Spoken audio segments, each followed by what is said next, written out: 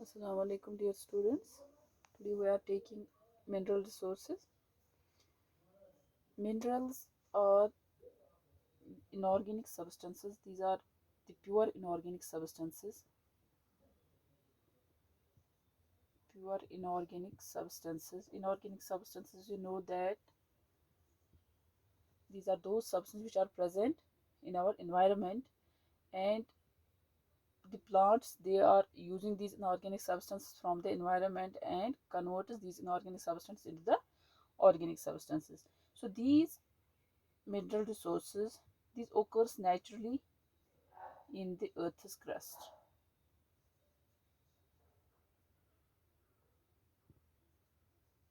These occurs naturally in the earth's crust. So about 2000 minerals have been extracted from the earth's crust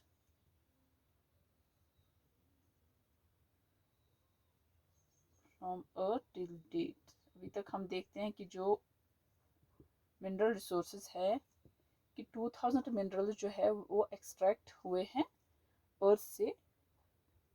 So these are the non renewable resources. जैसे हमने कि पहले topic में जब हमने energy resources पढ़े, वहाँ पर हमने नॉन रिन्यूएबल एनर्जी रिसोर्स और रिन्यूएबल एनर्जी रिसोर्स के बारे में डिस्कस किया था. So these mineral resources, these are the non renewable resources. Non renewable resources. So because of their non-renewability, these are the valuable natural resources. इसीलिए valuable बन जाते हैं क्योंकि ये नॉन रिन्यूएबल है. इनको हम रिन्यू नहीं हो सकता है बार बार, तो इसीलिए वैल्यूबल बन जाता है, मोस्ट इम्पॉर्टेंट रिसोर्स बन जाता है. ठीक है. These resource, these mineral resource, these include, firstly it includes the metallic resources,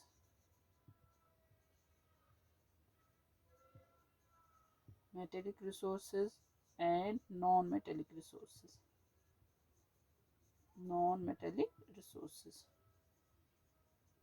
Metallic resources, for example, जो भी metals present हैं हमारे इस अर्थ में, that includes the iron, ये मेटल रिसोर्स है हमारे पास.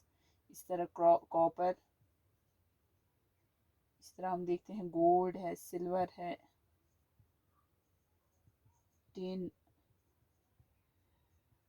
इस तरह लेड एक्स्ट्रा, ठीक है, जिंक, निकल वगैरह, वो सब मेटल रिसोर्सेज हमारे पास प्रेजेंट है. इस तरह जो नॉन मेटेलिक रिसोर्सेज है, फॉर एग्जांपल इसमें आता है साल्ट है, gypsum, gravel, clay, sand extra, and also phosphates. ये हमारे पास नॉन मेटेलिक रिसोर्सेज है. ठीक है. So out of these mineral resources there are some energy minerals which provides energy. ठीक है. जो हमारे पास energy minerals present है जिससे हमें energy provide होती है, और वो energy जो है that is used to produce the electricity. जो energy resources जो energy provide करते हैं,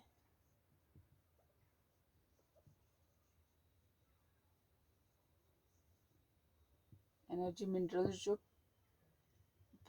एनर्जी प्रोवाइड करते हैं, और वही एनर्जी हम किसके लिए यूज़ करते हैं, to provide the electricity, so the produce the electricity. ठीक है. इसी तरह वो एनर्जी हम किसके लिए यूज़ करते हैं, टू प्रोड्यूस द फ्यूल, है ना, जो हम ट्रांसपोर्टेशन के लिए यूज़ करते हैं.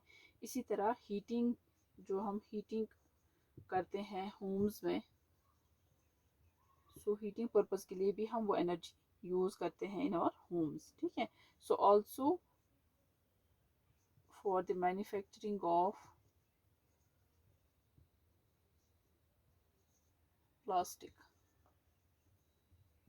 ठीक है. सो ये एनर्जी मिनरल्स जो है ये हमारे इस काम में यूज़ आता है. So there is a close relationship between the humans and minerals, or we can say between the man and minerals. So इससे हमारे बीच एक क्लोज रिलेशनशिप बनता है मिनरल्स और मैन के बीच में, because minerals they are also needed for our body, है ना. हमारी बॉडी को भी जो है मिनरल्स चाहिए. It needs the variety of minerals. ठीक है. So these minerals they have been found by mining. Mining से हमें ये मिनरल्स मिले हैं. ठीक है. थाउजेंड्स ऑफ ईयर्स एगो हमने देखा कि जो हम माइनिंग की तो इसके ज़रिए से हमें ये मिनरल्स मिले. But these minerals they have been found not only for human existence, but ऐसे हम देखते हैं कि जो हमारे पास मिनरल्स है ये खाली हमारे लिए नहीं कि हम एग्जिस्ट करेंगे इस अर्थ सरफेस पे या हम अपनी लाइफ को सर्वाइव करेंगे इस अर्थ सरफेस पे. It is not only for the these human existence, but it is also for economic growth, है ना. इकोनॉमिक ग्रोथ के लिए भी हमें ये मिनरल्स चाहिए, and for the industrial development उसके लिए भी हमें ये मिनरल्स चाहिए. उसके लिए भी ये मिनरल्स इम्पोर्टेंट है. ठीक है. सो इन शॉर्टली हम ये बताएंगे कि आपको कि जो मिनरल्स है they are very important for humans. They are very important for our economic growth and also for the industrial development. So this is about what are these mineral resources. Tomorrow we will take the classification of minerals.